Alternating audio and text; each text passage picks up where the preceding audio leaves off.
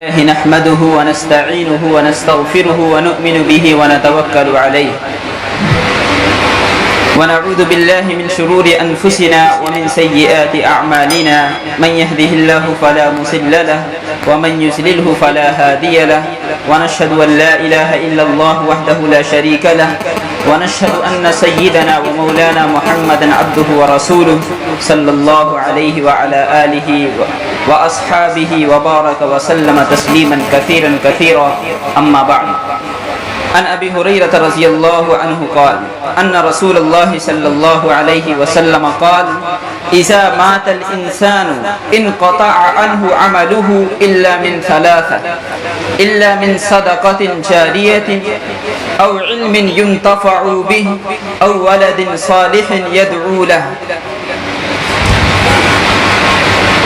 معزز سامعین کرام، اللہ رب العالمین نے ہم سب کو نماز جمعہ ادا کرنے کے لیے اس مسجد میں جمع فرمایا. اللہ کے نبی صلی اللہ علیہ وسلم نے ارشاد فرمایا کہ انسان جب مر جاتا ہے، انسان کا جب انتقال ہو جاتا ہے تو عمل کرنے کا جو سلسلہ ہے، نیکی کمانے کا یا گناہ کرنے کا، کیونکہ انسان مرنے کے بعد اب اپنی ذات کے لحاظ سے کچھ بھی نہیں کر سکتا، وہ معذور ہو چکا ہے. تو اللہ کے نبی نے فرمایا کہ انسان جب مر جاتا ہے تو عمل کرنے کا جو سلسلہ ہے وہ ختم ہو جاتا ہے، سوائے تین چیزوں کے. یعنی تین اعمال ایسے ہیں کہ مرنے کے بعد بھی اس عمل کے بدلے میں اس کو ثواب ملتا رہے گا. اب یہ دیکھیے کتنا بڑا انسانوں پر اللہ کے رسول صلی اللہ علیہ وسلم نے رحم کا معاملہ کیا ہے. ہونا تو یہی چاہیے تھا اصولاً کہ مرنے کے بعد اب نہ انسان کوئی اچھا عمل کر سکتا ہے نہ برا عمل کر سکتا ہے. بات ختم ہوگی، اس کا رجسٹر وہیں سے فائنل ہو گیا، کلوز ہو گیا وہاں سے. لیکن اللہ کے نبی صلی اللہ علیہ وسلم نے امت پر مہربانی فرما کر آپ نے ارشاد فرمایا کہ انسان جب مر جاتا ہے تو اس کا عمل کرنے کا سلسلہ بہرحال ختم ہو گیا، لیکن ابھی بھی تین ایسے اعمال ہیں جس کی بنا پر، جس کی وجہ سے اس کو ثواب پہنچ سکتا ہے. اب وہ تین اعمال کون کون سے ہیں یہ آگے اللہ کے نبی نے فرمایا الا من ثلاث، یعنی تین اعمال. تو پہلا عمل کیا ہے؟ الا من صدقۃ جاریہ،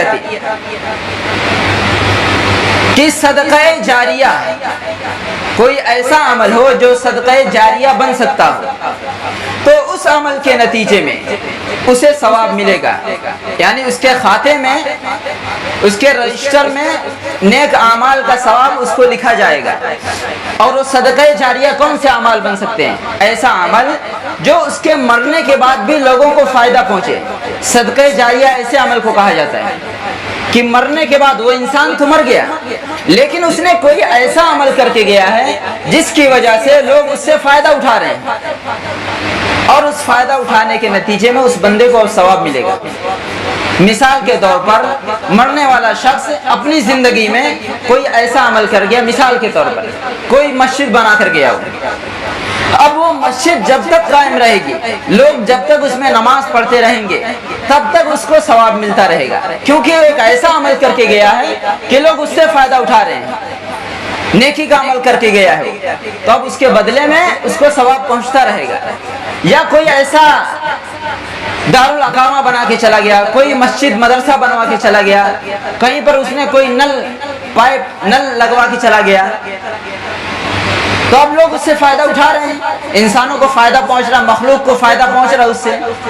تو اب اللہ رب العالمین اس کے اس عمل سے خوش ہو کر، کیونکہ دیکھیے جو انسان انسانیت کی خاطر کوئی عمل کرتا ہے، ایک عمل اللہ کے لیے ہوتا ہے اور ایک عمل ہے جو اللہ کے بندوں کے لیے ہوتا ہے. دونوں عمل محبوب ہیں. ہم جو نماز روزہ کرتے ہیں یہ سارے عمل کس کے لیے؟ اللہ کے لیے ہیں. لیکن اگر ہم نے کسی غریب کی مدد کر دی، کسی کو کوئی تکلیف میں تھا، اس کی تکلیف کو ہم نے دور کر دیا، جس حیثیت سے بھی ہو، اپنی ذات سے ہو، پیسے سے ہو، اپنی طاقت سے ہو، اپنی زبان سے ہو، اگر ہم نے کسی کو، اللہ کی مخلوق کو اگر کچھ بھی فائدہ پہنچا دیا تو اللہ رب العالمین اس سے بے حد خوش ہوتے ہیں کہ میرا یہ بندہ جب یہ مخلوق پر رحم کر رہا ہے تو اب میں بھی اس پر رحم کروں گا۔ حدیث میں باقاعدہ کہ اللہ رب العالمین اس شخص پر رحم فرماتا ہے جو اللہ کی مخلوق پر رحم کرتا ہے۔ تیسرے یہ عمل جو صدقہ جاریہ، اگر کوئی بندہ صدقہ جاریہ کر کے عمل مر گیا ہو تو اللہ رب العالمین اس کے اس عمل سے جو چھوڑ کر گیا ہے، اب جو لوگ اس سے فائدہ اٹھا رہے ہیں اس کے بدلے میں اللہ رب العالمین اس کے کھاتے میں، اس کے اکاؤنٹ میں ثواب لکھتے رہیں گے فرشتے۔ بتائیے یہ کتنی فضیلت والی بات ہے اس امت کے لیے کہ اگر ہم نے کوئی ایسا عمل کر کے چلے گئے چھوڑ کر یہاں پر تو اس کے بدلے میں بھی ہمیں ثواب ملتا رہے گا مرنے کے بعد بھی۔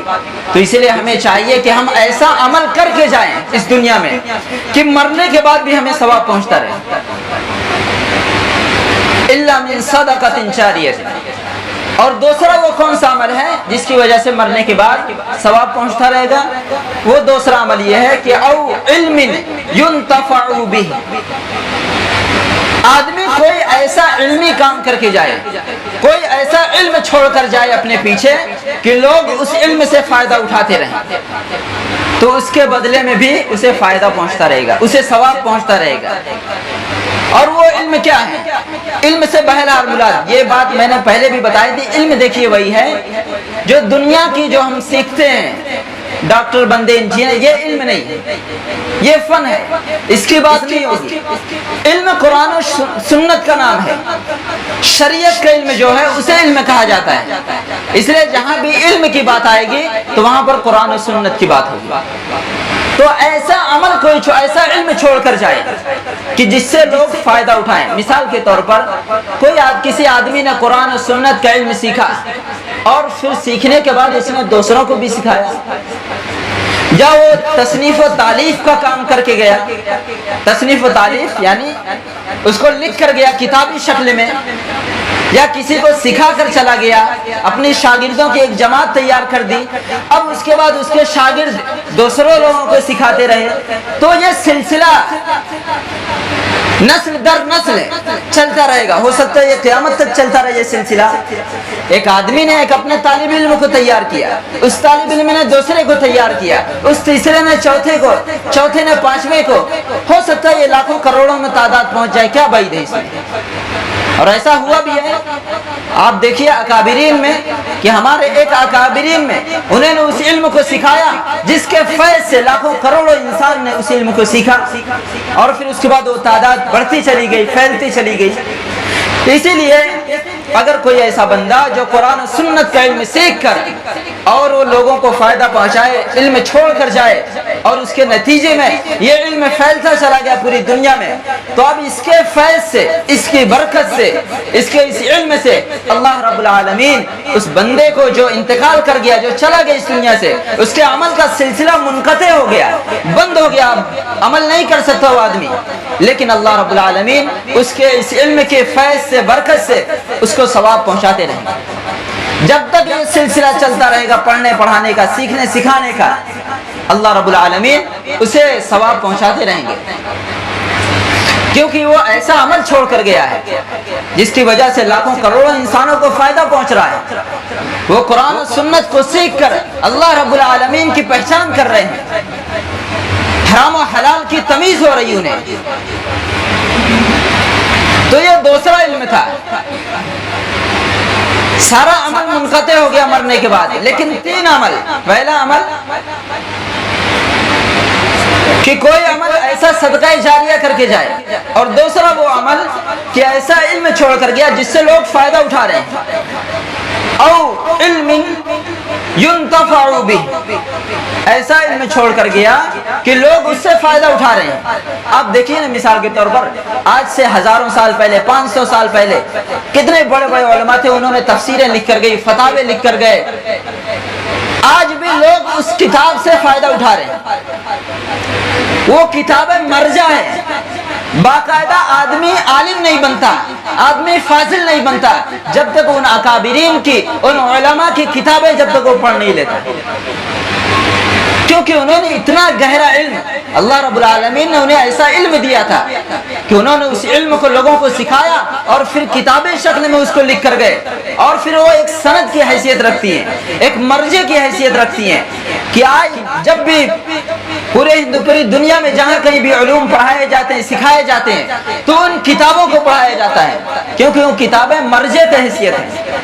جب تک وہ آدمی کتابیں نہیں پڑھتا تب تک اسے عالم کی سرٹیفکیٹ نہیں دی جاتی، اسے فاضل کی سرٹیفکیٹ نہیں دی جاتی، اسے مفتی نہیں کہا جاتا اس وقت تک۔ تو بتائیے اس سے فائدہ پہنچ رہا ہے کہ نہیں؟ تو اللہ رب العالمین اس علم کے نتیجے میں اس انسان کو جو یہ علم چھوڑ کر گیا ہے، اللہ رب العالمین اسے فیض پہنچاتے رہیں گے، اسے ثواب پہنچاتے رہیں گے۔ اور تیسرا وہ کون سا عمل ہے جس کے نتیجے میں اسے فائدہ پہنچے گا مرنے کے بعد؟ وہ تیسرا علم ہے اولد صالح یدعو لہ، ایسی نیک اولاد جو مرنے کے بعد اپنے باپ کے لیے دعا کرے۔ دیکھیے بہت سی اولاد ہوتی ہے، ہر آدمی کی اولاد ہوتی ہے، ہر انسان کے بچے ہوتے ہیں، بچے بچیاں، لیکن یہاں شرط کیا لگائی گئی؟ اگر صرف یہ کہا جاتا اولد،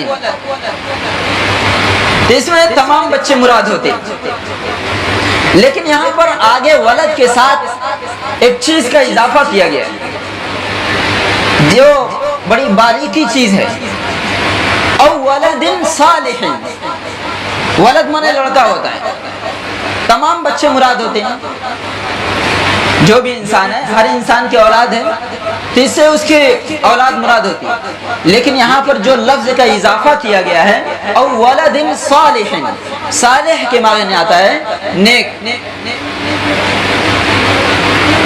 صالح کے معنی نیک، نیک بچہ، او ولد صالح، اس کا ترجمہ پورا ہوگا نیک صالح اولاد۔ تو نیک اور صالح اولاد کون سی ہوگی؟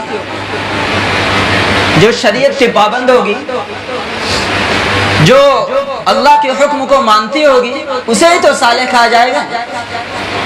صالح اسے تھوڑی کہیں گے کہ جو پیسے والا تو وہ صالح ہو گیا، جو بزنس میں کامیاب ہو گئے وہ صالح، صالح اس کو نہیں کہا جاتا۔ شریعت کی اصطلاح میں صالح تو وہ کہا جائے گا جو اللہ کے نزدیک اور رسول اللہ کے نزدیک جو نیک ہو، جس کے اخلاق بہتر ہوں، جسے ایک اچھا انسان کہا جائے، اسے صالح کہا جائے گا۔ تو جو دعا کرے گی نیک اولاد، تو یہاں پر جو قید لگائی گئی وہ صالح اولاد، جسے قرآن و سنت میں صالح کہا گیا ہے، جسے شریعت میں صالح کہا جاتا ہو، جسے نیک کہا جاتا ہو، ایسی صالح اولاد، ایسی نیک اولاد اپنے باپ کے لیے دعا کرے، تو اس صالح اولاد کی دعا کے نتیجے میں اللہ رب العالمین اس کے باپ کو، مرنے والا جو انسان ہے، عمل کا سلسلہ منقطع ہو گیا، اب اس کے نتیجے میں اس کے باپ کو ثواب پہنچے گا۔ وہ دعا کرے گی اپنے باپ کے لیے کہ اے اللہ میرے باپ کو قبر میں عذاب سے حفاظت فرما، عذاب سے نجات عطا فرما، میرے والد صاحب کو جنت میں اعلیٰ مقام نصیب فرما، جنت الفردوس عطا فرما۔ تو جب یہ نیک اور صالح اولاد جب اپنے باپ کے لیے دعا کرے گی تو اللہ رب العالمین ضرور بھی ضرور، کیونکہ یہ رسول اللہ صلی اللہ علیہ وسلم کا فرمان ہے، کسی اور انسان کی اگر یہ بات ہوتی تو اس میں شک و شبہ کی گنجائش ہوتی، کہ ہو سکتا ہے یہ بات غلط بھی ہو سکتی ہے، لیکن یہاں پر تو ہمارے نبی جناب محمد رسول اللہ صلی اللہ علیہ وسلم نے یہ بات ارشاد فرمائی ہے، تو اب اس میں تو جھوٹ کا کوئی گنجائش نہیں ہو سکتی۔ اسی لیے ہمیں ایسا عمل کر کے جانا ہے۔ خلاصے کے طور پر یہ حدیث کے پوری تشریح تھی، اب خلاصے کے طور پر یہ بات سمجھ لیجئے کہ اللہ کے نبی صلی اللہ علیہ وسلم نے ارشاد فرمایا تھا کہ انسان جب مر جاتا ہے تو اس کے عمل کا سلسلہ منقطع ہو جاتا ہے، اب وہ انسان کوئی عمل نہیں کر سکتا، ایک حرکت نہیں کر سکتا، تو عمل کہاں سے کرے گا؟ نہ وہ نماز پڑھ سکتا ہے، نہ روزے رکھ سکتا ہے، نہ زکوٰۃ دے سکتا ہے، نہ کوئی اور عمل کر سکتا ہے۔ لیکن اللہ کے رسول صلی اللہ علیہ وسلم نے فرمایا کہ بھائی تین ایسے اعمال ہیں جو اگر انسان کر کے چلا گیا تو اس کی برکت سے اللہ رب العالمین اسے ثواب پہنچاتے رہیں گے اس کے مرنے کے بعد بھی۔ اور وہ پہلا عمل کون سا تھا؟ صدقہ جاریہ۔ اگر کوئی عمل صدقہ جاریہ کر کے چلا گیا، یا اگر وہ اپنی زندگی میں کر کے چلا گیا، یہاں پر یہ بات قابل غور ہے کہ یہاں پر علماء نے اس کی تشریح کی ہے، وہ عمل اگر وہ آدمی اپنی زندگی میں کر کے چلا گیا، مثال کے طور پر مرنے سے پہلے اس نے مسجد بنوا دی، مرنے سے پہلے کوئی مدرسہ وہ بنوا کر چلا گیا، مرنے سے پہلے کوئی کسی کی مدد کر دی اس نے، تو اس کا بھی ثواب ملے گا، مر گیا اب ثواب ملتا رہے گا۔ یا مرنے کے بعد اس کے بچوں نے، اس کی نسلوں نے اپنے باپ کے نام سے، اس کے اکاؤنٹ سے جو پیسے چھوڑ کر گیا ہے، جو مال و دولت، وہاں سے انہوں نے پیسے نکال کر اس پیسے سے اپنے باپ کے لیے انہوں نے کوئی مسجد بنوا دی کہ یہ میں اپنے باپ کے لیے کروں تاکہ اس کا ثواب میرے والد صاحب کو پہنچے، تو اس کا بھی ثواب اس کو بہرحال ملے گا۔ علماء نے یہ تشریح کی ہے۔ یا اپنی زندگی میں کر کے چلا گیا وہ آدمی خود اپنے پیسے سے، یا مرنے کے بعد اس کی نسلوں نے کیا ایسا کام۔ اور دوسرے کیا؟ یہ صدقہ جاریہ ہو گیا۔ اور دوسرے او علم ينتفع به، ایسا علم چھوڑ کر گیا جس سے لوگ فائدہ اٹھا رہے ہیں۔ بہت سے ایسے علماء دین نے کتابیں چھوڑ کر گئے، لکھ کر گئے، لوگ آج اس سے فائدہ اٹھا رہے ہیں، لوگوں کی زندگیاں بدل رہی ہیں، لوگ سدھر رہے ہیں، بگڑے ہوئے انسان وہ اپنی زندگی کی اصلاح کر رہے ہیں کتابوں کو پڑھ کر، کتابوں کو سن کر۔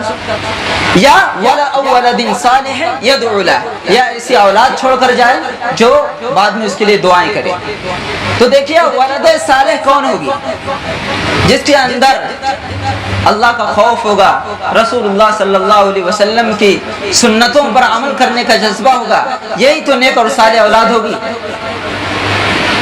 لیکن اگر ہم نے اپنے اولاد کو صالح نہیں بنایا، دیکھیے اولاد سب کو محبوب ہوتی ہے، لیکن بہت سے ایسے انسان ہیں جن کی اولاد صالح نہیں ہے، وہ بزنس میں کامیاب ہے، سب کچھ ان کا ٹھیک ٹھاک ہے، لیکن وہ صالح نہیں بن پائے۔ کتنے ایسے انسان ہیں۔ اس لیے اپنی اولاد کو صالح بنانا ہے، صالح بنائیں گے تو وہ آپ کے لیے دعا کریں گے، صالح نہیں بنائیں گے تو پھر کیا بھائی دیکھیے وہ آپ کے لیے دعائیں کریں گے۔ کتنے ایسے انسان ہیں کہ بیچارے جب وہ مر جاتے ہیں کہ ان کے قبروں پر ان کی نسلوں کو، ان کی اولاد کو فاتحہ تک نہیں یاد ہے، تو بتائیے جن کو فاتحہ نہیں یاد ہے وہ کیا دعا کریں گے آپ کے لیے؟ فاتحہ کرانے کے لیے، گھر میں قرآن کرانے کے لیے باپ کے نام پر ان کو کسی مدرسے میں جانا پڑتا ہے، کسی مسجد میں جانا پڑتا ہے، امام صاحب سے ملاقات کرنا پڑتا ہے کہ امام صاحب کچھ بچوں کو بھیج دیجئے، امام صاحب یہ آپ کے مدرسے میں بچے ہوں گے ان کو میرے باپ کے نام پہ پڑھوا دیجئے قرآن تاکہ ان کو ثواب پہنچ جائے۔ تو بھائی یہ نوبت کیوں آئی؟ آپ نے اپنے بچے کو اس قابل کیوں نہیں بنایا کہ وہ خود آپ کے لیے دعائیں کرتی ہے؟ دیکھیں یہاں پر یہ بات بہت ہی اہم ہے۔ جو بچہ پڑھے گا مدرسے میں اس کو آپ کے باپ سے کوئی نسبت نہیں ہے، وہ آپ کے باپ کو جانتا تک نہیں ہے کہ آپ کا باپ کون تھا۔ وہ پڑھے گا، اس نے پڑھ دیا، اسے کوئی انٹرسٹ نہیں لیا، وہ دل کی گہرائی سے نہیں پڑھے گا، بس اس نے فرضی طور پر اسے کہا گیا ہے بھائی پڑھ دو، اس نے دعا کر دی اللہ ان کی مغفرت فرما، ان کو ثواب پہنچا، ختم۔ لیکن ایک وہ بندہ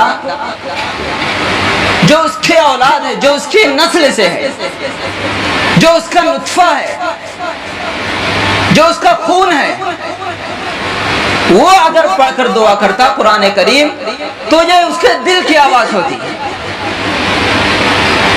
وہ پڑھتا دعائیں کرتا تو یہ دل سے پڑھتا، اور یہ بات زیادہ اللہ رب العالمین کی بارگاہ میں قابل قبول ہوتی کہ یہ باپ جو مرا ہے اس کا بیٹا اس جذبے سے، اس نیت سے پڑھ رہا ہے، یعنی بالکل اخلاص کے ساتھ، وہاں ریا کا کوئی تصور نہیں ہوتا۔ مدرسے کا بچہ پڑھا اس کو کیا نسبت آپ کے باپ سے، وہ تو جانتا تک بھی نہیں آپ کا باپ کون تھا۔ لیکن اگر آپ کی نسل پڑھتی جو آپ کا خون تھی تو اس کا زیادہ اثر ہوتا، وہ دعائیں کرتی تو اس کے آنکھ سے آنسو بھی نکلتے۔ مدرسے کے بچے پڑھنے والا اس کے آنکھ سے آنسو بھی نہیں نکلیں گے۔ اس لیے اپنی نسل کو اس قابل بنائیے کہ میرا بچہ میرے مرنے کے بعد میری قبر میں آ کر روزانہ فاتحہ پڑھے، وہ میرے لیے دعائیں کرے ہر نماز کے بعد، تنہائی میں بھی دعائیں کرے کہ اے اللہ میرے باپ کو مغفرت فرما، ان کو جنت الفردوس میں اعلیٰ مقام نصیب فرما۔ وہ تو اسکول کا مدرسے کا بچہ ایک دن پڑھ کر فارغ ہو جائے گا، پھر کبھی نہیں دعائیں کرے گا آپ کے لیے، اس کو کیا نسبت ہے آپ کے باپ سے؟ اس لیے اپنے بچے کو نیک بنائیے، صالح بنائیے۔ اور صالح کب بنے گا؟ جب وہ آپ ایسے ماحول میں بھیجیں گے۔ صالح بنانے کے لیے آج بڑی فکر کرنے کی ضرورت ہے، بڑی محنت کی ضرورت ہے۔ اور وہ صالح کب بنے گی؟ جب وہ قرآن پڑھے گی تب تو صالح بنے گی، جب وہ حدیث پڑھے گی تب تو صالح بنے گی، جب وہ نیک لوگوں کی صحبت میں ہوگی تب تو صالح بنے گی۔ کس طرح آوارہ گیری کرے گی تو وہ صالح بنے گی۔